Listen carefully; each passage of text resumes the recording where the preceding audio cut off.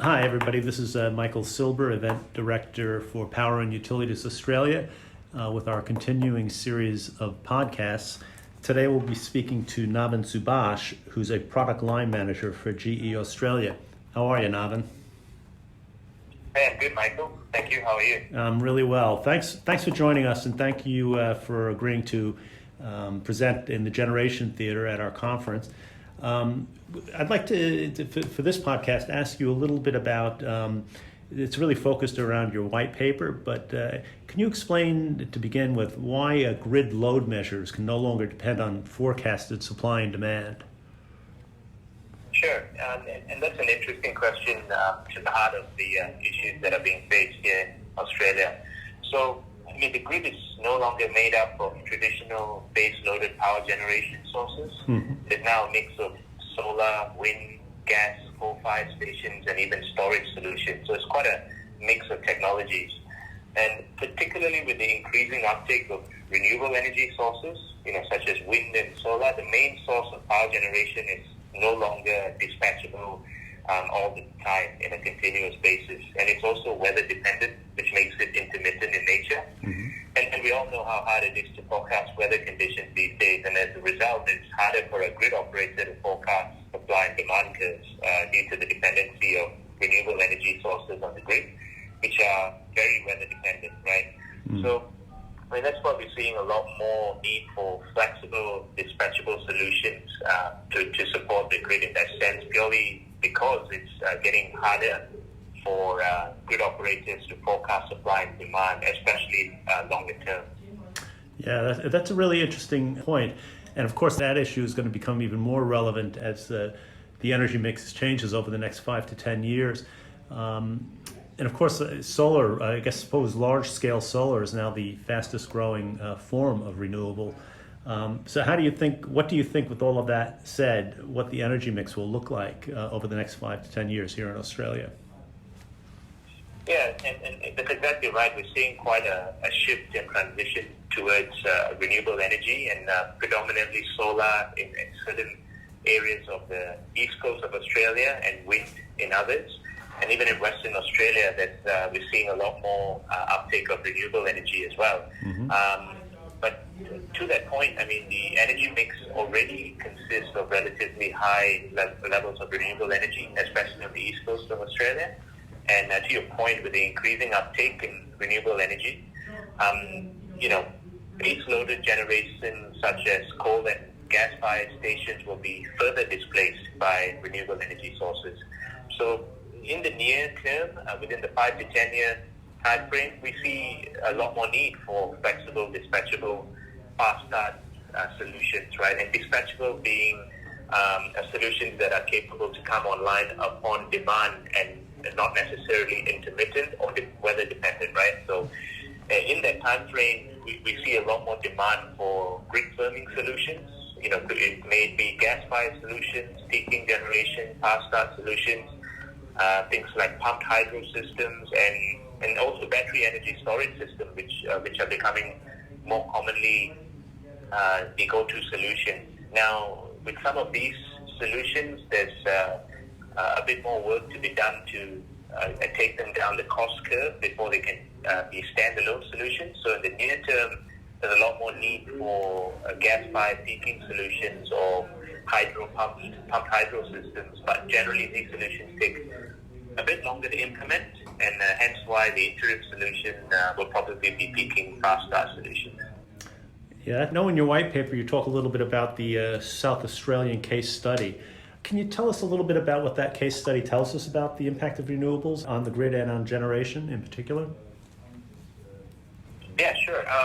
There were a lot of great learnings and understandings from the South Australian case study based on the events that unfolded, especially in 2016 with the blackouts that occurred. It demonstrated in real time the difficulties of managing a grid with high levels of renewable energy penetration. There was more than 45% of power in that state being generated from renewable energy sources, which is great.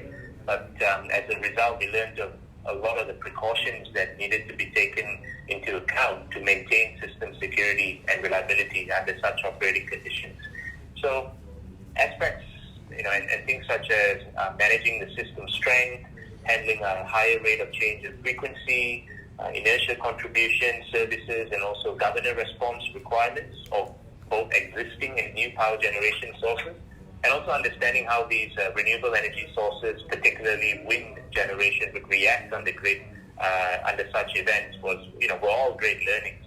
And all these learnings from those events and also the case study drove a lot of the changes in the national electricity rules, which is the grid code being governing the east coast of Australia in terms of the national electricity market.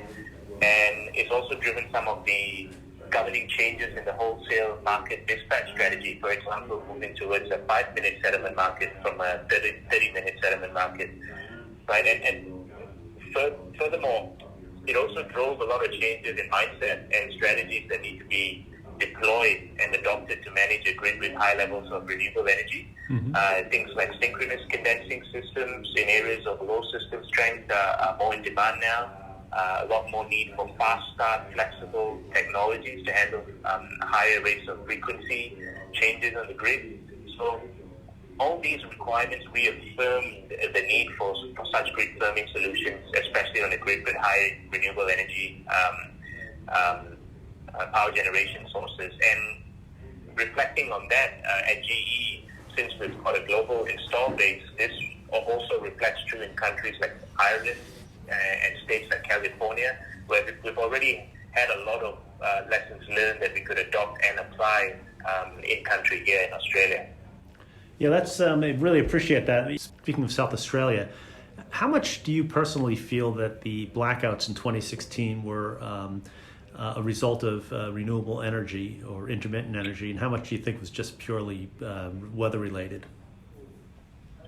Well, I think it's a complex issue, and it's not really a black and white answer. I mean, and the case study and the reports the reports that has been released publicly, which discuss the matter in detail,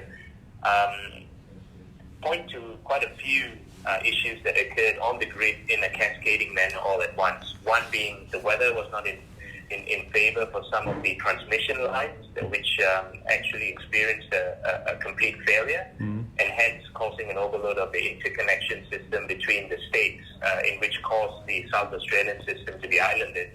And because there weren't enough dispatchable power generation that could be called upon within the South Australian state, that led to a very high rate of change of frequency, which led to a cascading blackout in the state. So I guess, in my opinion and the view that we see, we don't see a particular blame to an individual technology or a solution that caused or led to the blackout. It was more if the system was taken into account holistically in terms of the overall network and not just power generation sources on the grid, a better system with high reliability in which had perhaps quick dispatchable technologies instead of just relying on an interconnector that was already limited could have prevented such a blackout, right? Or maybe calling upon more synchronous condensing systems or gas turbines that could run to provide such services, which could already be adopted in the state currently with some of the technologies that were not called upon before,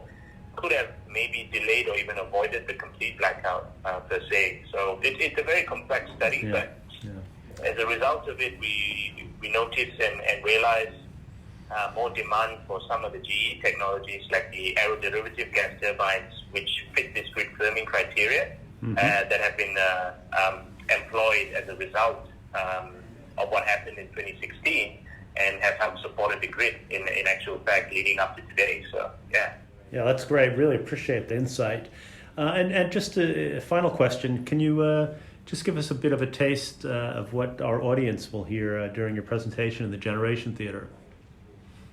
Sure, yeah, I'm really looking forward to the conference in itself. And yes, I'll be discussing the various grid firming solutions that GE has to offer to complement existing technologies already on the grid and how they can help provide better system security and stability.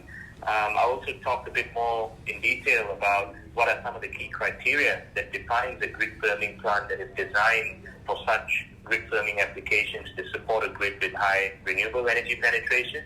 And more particularly how to evaluate such plants in terms of the services it can provide compared to, say, traditional baseload technologies which were traditionally evaluated on the levelized cost of electricity, for example. And we'll also have a short Q&A session at the end of the talk to discuss critical issues that are in the minds of the audience. And I'd like to learn more about it and also help address some of those concerns or issues. I see it as a two-way discussion and conversation rather than a pure presentation download. So I'm really looking forward to it and engaging with those who will be at the conference in Melbourne in August. Yeah, that's fantastic, Navin. We really are looking forward to your presentation in the Generation Knowledge Theatre. Thank you for your time today. Okay, not a problem. It's my pleasure. Please come and join us on August 14th, 15th at the Melbourne Exhibition and Convention Centre to hear our speakers discuss strategies and solutions for the energy transition. Head across to powerandutilitiesaustralia.com to register.